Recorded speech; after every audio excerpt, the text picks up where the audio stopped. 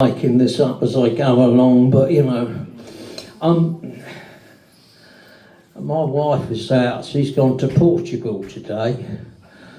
Yes, she's going. She's got a new book coming out because she's a proper writer. I wrote one book, and I realised it was quite difficult. So I haven't got right around to. I mean, I've probably written another book, but I haven't got round to really writing it, which is making sense of it and making it like you haven't said the same thing 3 times in different bits of the book and all that kind of thing. I did it once, I did it in this, and then someone put it out again for me, and I had to relive the memory of trying to read shit for people, which is, quite a hard thing to do, I realised. I mean, I used to have to do it in punk rock clubs with some sort of violent looking personage behind me holding a torch so that I could see while the belligerent men shushed each other down so that they could hear me reading to them, which I thought was quite sweet. The world of punk rock is full of large belligerent men. I don't know if you've ever been to a punk rock gig, but I have. And I noticed this, a couple of years ago, I have to say, I have at the back of the hall, I have some very large t-shirts for sale. They are t-shirts of a town that doesn't actually exist, the map of it, which is a very useless thing really for people that are large and belligerent and practically minded. So it's not been a big seller, but I do have. Well, I was going to do this tour. I was going to open for a band called the Stiff Little Fingers. Have you ever seen them? Well, I didn't know much about them. So I'd heard them, So I thought, I had a look at their audience, and I thought, I'm going to do t-shirts, because these are the kind of people that buy t-shirts, and I'm going to make a killing here, So I looked at some YouTube videos of them, and I could see that their audience was made up largely of bald, belligerent and very large men, and I thought 4XL. That's a t-shirt size, not a record label. And I thought I'll get. So my grandchildren wear them as night dresses. But yes. Anyway, so that was a business venture of mine that went horribly south, really.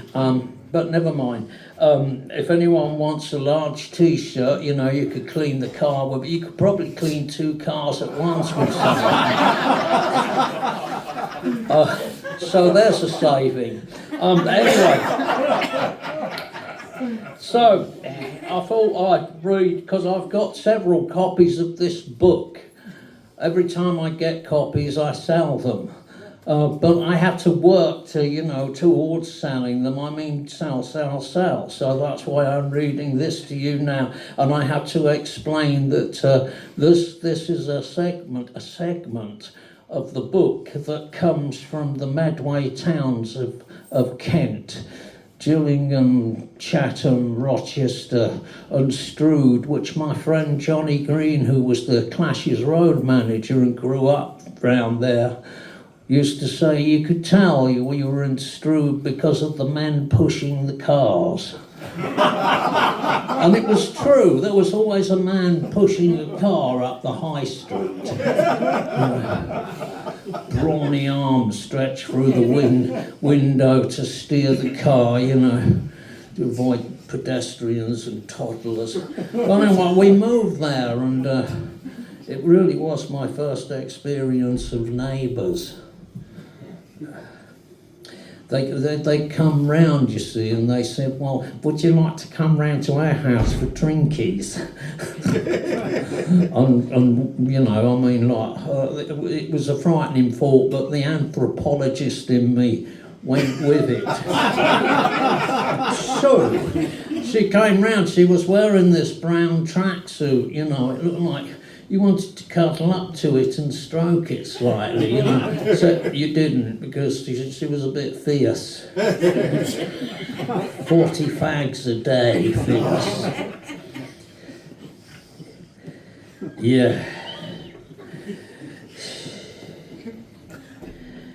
There was a knock at the door, the second in the space of 2 nights.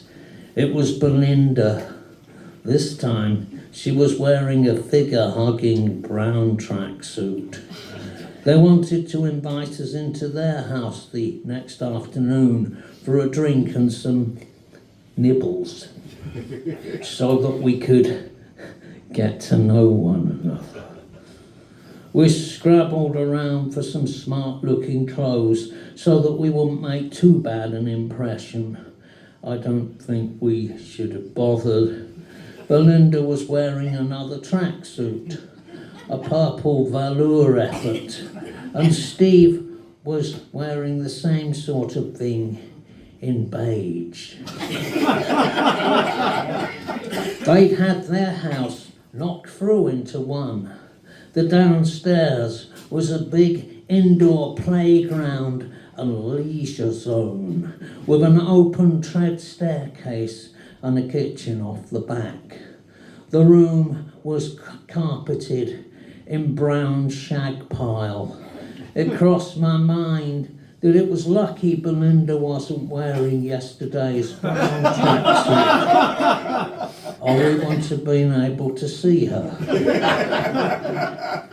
Today, Belinda and Steve were relaxing. They had a huge 4-seater settee that curved around like an oxbow lake in front of a plastic stone finish hearth and a giant TV set. They parked Philippa, my girlfriend, in an armchair and me on the oxbow sofa and ordered us a cup of tea and offered us a cup of tea or coffee. Or maybe we'd like to join them in a drink. Belinda parked herself on the opposite end of the oxbow with a massive velour flank angled ever so slightly provocatively towards me. Having ascertained that I was in the music business, she fixed me with a gimlet eye. So, Eric, what area of the business are you actually in?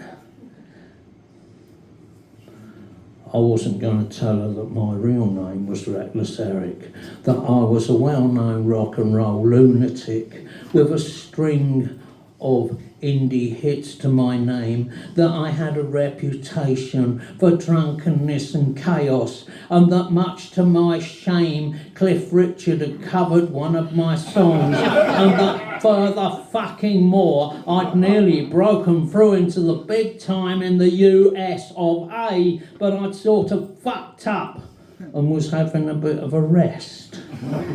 No, I was the sound engineer working for a country and western singer that they may have seen on their enormous TV set. It was better than telling the entire truth. It was the truth. I was the sound engineer for a man called George Hamilton IV. It was the first proper paid employment I'd had in my fucking life. Belinda did most of the talking. Steve didn't say much. He was obviously the weak and silent type. We had a chat about cars that fizzled out, while Belinda failed to engage Philippa in some girly talk about the menfolk. We limped onto the subject of the US of A. Belinda had never made the trip herself, but she'd always wanted to. She'd seen it on Dallas. She was a big, big time Dallas fan. Such a sophisticated lifestyle, she said, holding aloft the long-stemmed goblet of Chateau Collapso. The way they just poured a drink and then they just don't finish it. We lumbered into silences. I drained my can of Tesco lager. We discovered that Alan, next door on the other side, was the neighbourhood hunk and eligible bachelor. That Belinda's ambition, and this went for Steve too, because he nodded, was to move to Eltham. Philippa and I had never been to Eltham, so we couldn't comment. It was time to go home.